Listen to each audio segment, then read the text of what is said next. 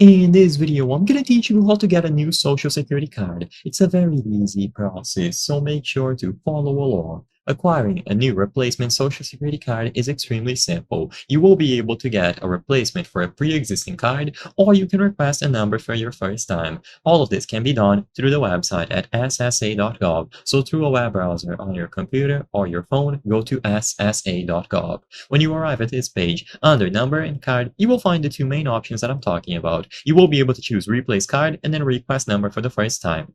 Of course, you can also choose a third option if it applies for your specific case, report stolen number. So keep that in mind. For this video, I'm going to be focusing on the two first ones. So if this is your first time issuing a card, click on the option here and they will guide you through the process. A social security number is a 9-digit number unique to you. You may need your social security number to do all of these things, so file taxes, start a job, open a bank account, and so on. And all of the information is available here for different types of people, so non-citizens, international students, foreign workers, and so on. You will have to do this whole process through their website here and provide a lot of information that sadly I cannot go over in this video.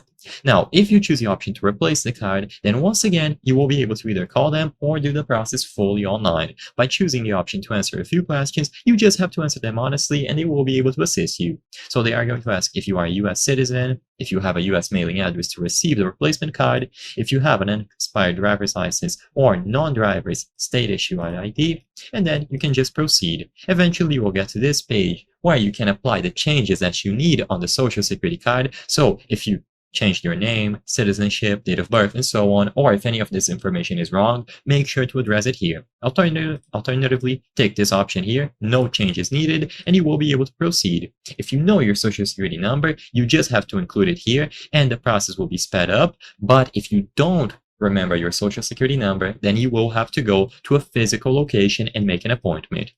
Regardless of which option you pick here, you will have to prove your identity through the requested documents, and once you give them those documents, you will be able to get this process done. So either click yes or no for knowing your social security number and do this process online or make an appointment.